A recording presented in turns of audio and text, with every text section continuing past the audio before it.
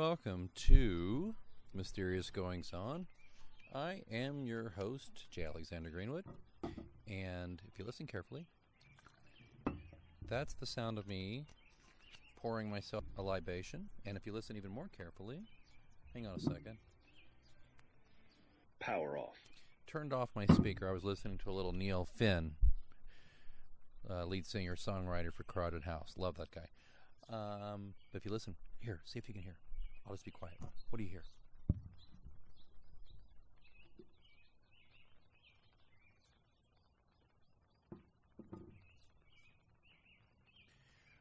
Okay, hopefully you can hear the birds chirping and singing, and you can hear the pitter pitter pitter pitter pat pat pat pat pat of rain on the umbrella outside. I am outside in my backyard.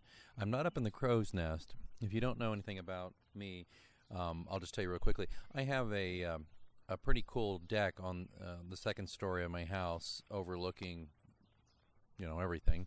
And when I'm up there, I fly a pirate flag, and it's called the Crow's Nest. Like when the late great Prince was ever in his Paisley Park studios, he would, turn on the purple light.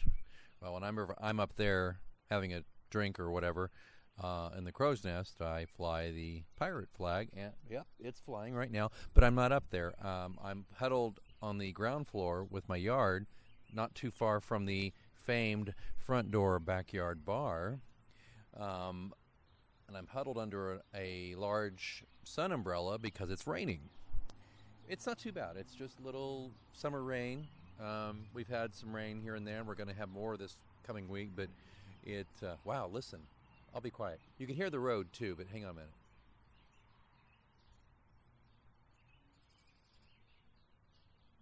And here's the thing. I don't live in the suburbs, really. I live on the edge of the suburbs. I'm pretty much in the city, on just the outer ring of Kansas City, Missouri. So, you'll hear plenty of street noise. I'm not sure how sensitive my Tascam DR-07 Mark II is, but you'll hear the birds, but you'll hear some road stuff. But it's just beautiful. Sometimes, even in the midst of all the hubbub of being right near the city. Listen, you hear that car going by. But anyway, you're listening to Chapter 16, a few weeks delayed. Now, if you're listening to this in the far future, if you're not a regular weekly listener like my good friend Zoofster, at Zoofster on Twitter, or at Brainzooming, if you're not one of those listeners on Twitter who chime in and go, what the heck's going on? You had 15 weeks straight of shows, and all of a sudden you don't have a show for 2 or 3 weeks. Well, as the late, great John Lennon said, life is what happens to you while you're busy making other plans. And, writing is the true love of my life, apart from my family, but it is not what pays the bills. And therefore, I've had to turn away from the podcast a little bit to work on writing, but also to make a living. The other thing, I wanted to get into it a little bit on this show. It's kind of weird calling it a show. I call them chapters, but it is a show. It's an episode. It's not much of a show in the sense that, there's no dancing girls or music or anything like that. But anyway, I digress. It's a Saturday night, and I had a long week, and I've been enjoying a little bit of Santos Tequila Blanco, 100% Puro de Agave, product of Mexico. And not drunk or anything, but feeling good and relaxed for the first time in about a week. But what have I been up to? Why haven't I been doing the show? That's kind of the best lead-in I can think of to tell you, here's what's been going on. All right. But first, if you will, a little tequila. I'm not a huge tequila guy. I normally am a martini guy, but, summer hits, and you just want that tequila shot and a little lime and a little salt. It assaults the senses. No, I have been working on more writing, but the situation is different because I have not been writing a new John Pilot mystery. If you know anything about me, you know that the John Pilot mystery series is whatever minor claim to fame I have in the world of writing, and I've written 5 total works for that series, and I have several more to go. But I also have been plagued by, that's my neighbor opening his garage door, if you can hear that. I've been plagued by this years of wanting to write, oh gosh, how do you say it? A straight novel, a genre novel, not a genre novel, but a straight novel. And I don't mean literary in the senses that I'm Jonathan Franzen. I just mean I want to write something that is not a mystery or horror. I want to write something that's about everyday life and about everyday people doing everyday things, but hopefully it's not terribly boring. Here's the thing, speaking of boring though, I get about 5,000 words in, and despite the encouragement of my good friend, author Jason McIntyre in Canada, who's been easily working away at his next novel, I've been struggling. Can you hear the rain? Can you hear it?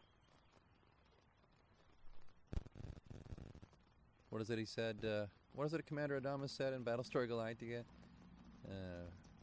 Get your gun and let in the cat. Something like that. Rain's coming? I don't know. Anyway, but I've been struggling mightily with it.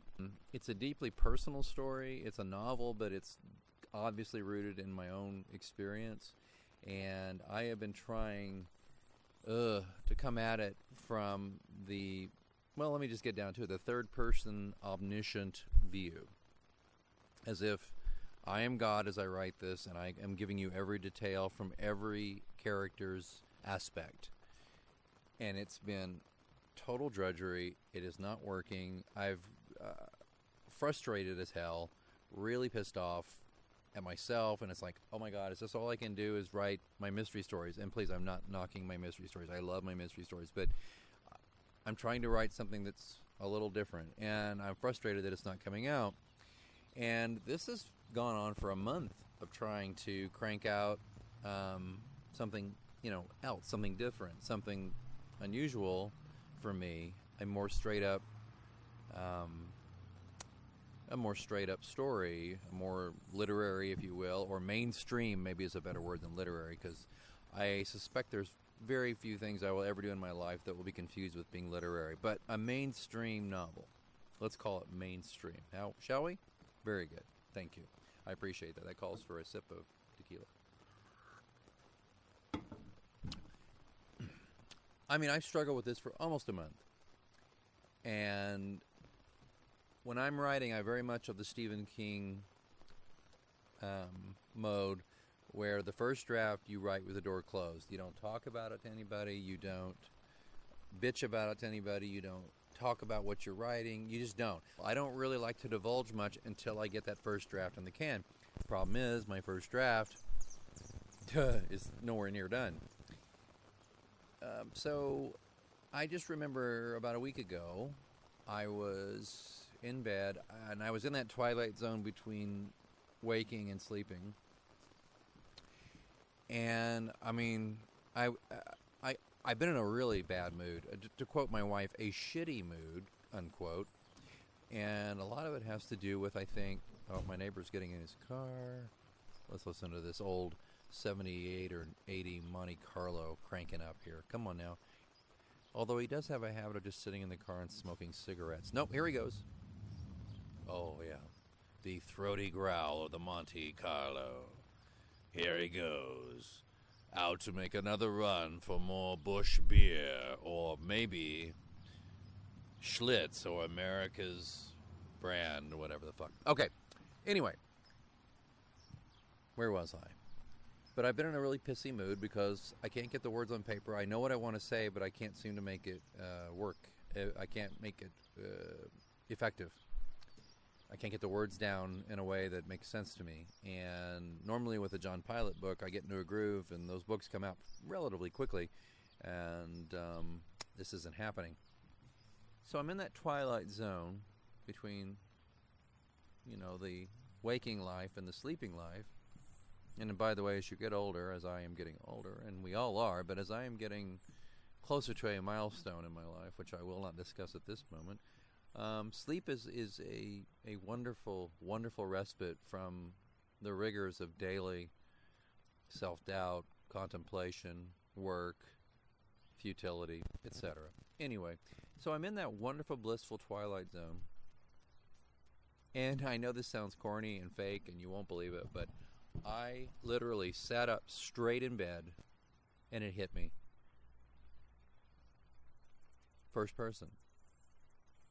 If this is my story, be it a novel, and things will change, and it will not be a word for word, memory for memory telling of my own life, but it will be strongly influenced by my own life. Why am I trying to write it in third person? I should be writing it in first person. Holden Caulfield comes to mind, Catcher of the Rye. Now, don't get me wrong. I am not J.D. Salinger. I never make any pretensions about being any better a writer than I am. But it's first person. This is a personal story, and this story needs to be told from the aspect, from the perspective of the person who's living it. And as soon as I made that switch, as I flipped that switch in my mind in a metaphorical way, everything started to come back. Everything started to come out again. It was as if the faucet was unplugged or whatever. Some Drano got poured in. I don't know what to say about the drain. I don't know. Is it a faucet where things come out, or is it a drain when things go away? I don't know. That's up to you to decide. You read the book later and you tell me. But the point is this, writers. If you're stuck and you have no idea why, perhaps because you're in your own way. By me trying to be God, or third person omniscient, I was in my way. And maybe God didn't need to be in my way, so to speak, on this particular book. Perhaps I needed to be in the driver's seat and God was my co-pilot. See what I did there? Get it? The whole thing? Okay, fine. I'm stretching a metaphor. Forgive me. I've had tequila and it's raining, and I can hear sirens in the distance. So what do you want? Here's the thing. I'm not rushing with this book. I'm taking my time. This book may come out years from now, and I may put it down and go ahead and write the next installment of John Pilot Mysteries, listening to hear my friend Ed Zufster from Twitter saying, yay, because he wants a John Pilot story. He's probably going to read whatever this is if it comes out, but I know he wants more John Pilot, and I love him for that, and that's great. The good news is that I figured out that sometimes you can get in your own way by, I think when I sat down to write this, I was all grandiose with, this is my real novel. This is not a genre novel. This is not, a mystery. This is a real thing. And that's bullshit. Writing is writing. Stories are stories. Doesn't matter if there's Colonel Mustard, in the library making out with the maid. It doesn't matter what it is. Writing is writing. And when you get it in your head that it has to be some grandiose thing in some pretentious masterpiece, then you're already defeated. You're already sunk as far as I'm concerned. Sir, it's called Midas. Get a muffler. Excuse me. And so that's where I'm coming from this point of view, is just that I feel all of a sudden energized again writing this book, this story, and also excited about the possibilities of maybe doing another John Pilot novella, though not a full-out novel, but a novella, maybe a 80-90 page ebook novella could be the next step for John Pilot. And my friend Jason McIntyre, who I mentioned previously, who has written the wonderful Dovetail Cove series, and I think he's just about finishing the final chapter on that, but he doesn't necessarily write these massive opuses. He will write, a novella, and those novellas have every bit as much currency as the full-length novel in his series. And, that's the thing. There's no reason why I should be weighed down by some pretense of, a novel is at least 200 pages. Well, my last book, John Pilot book, was a book of short stories, Pilot 7, available on Amazon, book, everywhere else where ebooks are sold. And people loved it. I mean, as far as, the response. And it was 7 short stories.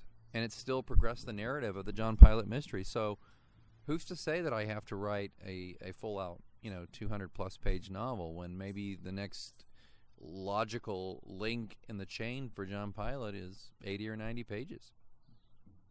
So I feel good about that. So I want to tell you, if you're a writer, I want you to hear this right now. Never in the history of publishing has it been easier or made more sense for you to package your work as far as length or story the way you want to than it does now. If you want to put out ebooks that are 30 pages,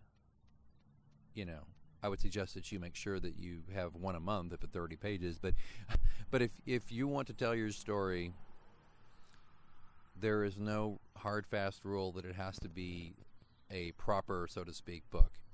It can be a novella. It can be a book of short stories. It can be one short story at a time, as long as it, helps the continued growth of the story, the continued progression of the story. Well, anyway, I'm getting to the point where I'm going to repeat myself. I think Mr. Tequila has had his way with me, or she has had her way with me. Let's put it that way. Not that there's anything wrong with that. So again, it's a Saturday twilight, and I'm in Kansas City, Missouri, and there's some sprinkles of rain falling, and I smell freshly cut grass because I cut it myself. I just finished eating a burger I grilled on my own grill and enjoyed with my lovely wife. Traffic is going by. The world keeps turning. And probably very soon I will be back on track writing my novel. So I appreciate you listening. I hope this was helpful to you. If nothing more, it was a ramble that helped me. And by looking at my listener downloads on iTunes, I'm pretty sure it's just me and a couple other people listening anyway. But here's the thing. If you could do me a little favor, if you're enjoying these podcasts, these chapters, if you like this show and you want to continue it, I need some encouragement. I'm going to tell you right out. It takes time and effort and a little bit of money to put out a podcast. If you believe in this, if you're enjoying this, I need you to do this right now. I need a vote of confidence from you, listener. Yeah, you. You with the earbuds. You in your car. You on your computer. You. Yeah. No, I'm not talking to her. I'm talking to you. I'm not talking to him. I'm talking to you, ma'am. There you go. I need you to go to iTunes in particular and write a review of this podcast. Give it a starred review. All you have to do is to click some stars. 4 or 5 would be nice. And then say, Alex's show is entertaining. Alex's show gives me a insight into the view of the work of a genre writer, or I enjoy hearing this because Alex is an idiot. I don't care. Just say some nice things and post a review. It'll take you like a whole minute, maybe 2 minutes to do. And the reason I ask for that is it encourages me, first of all. And second of all, the more reviews we get, especially the more positive reviews we get, the more likely iTunes is likely to promote the show to people who've never heard about it, and it will turn up higher in search on iTunes. So can I ask you to do that for me, please? Well, I already did ask you. Can I ask you to please follow through and give me a review? Thank you. All right, don't forget that Mysterious Goings On is the official podcast of the J. Alexander Greenwood Mystery Series. Here comes my neighbor again, by the way, and it's Monte Carlo. He's getting out. Let's see what he bought. I'm gonna bet on a suitcase of beer. Let's see. Hang on a minute. I'm watching. Oh my God, score. He bought a suitcase of beer. All right. I have rambled on far too long, and that's what you get, those of you who complain that I missed a few weeks on the show. So, again, pilotscross.com is where you can find more about the books. Go to any place where ebooks or books are sold, and you can find my work. Just look for J. Alexander Greenwood, or I'm on the Twitter at @A_Greenwood. I'm looking for your reviews, and I'm going to give you a shout-out for everybody who gives a review. In fact, starting today, because I know for a fact that Mr. @Zufster on Twitter gave me a nice 5-star review of the show. I'm looking for 5-star or 4-star, okay, maybe even 3-star reviews from you guys. So let's hear them, okay? It takes you 2 minutes, right? Until then, I'm J. Alexander Greenwood. You could call me Alex. I'm sitting in my rain-splattered backyard, watching my neighbor drink a suitcase of beer and saying, Thanks for listening, and keep reading.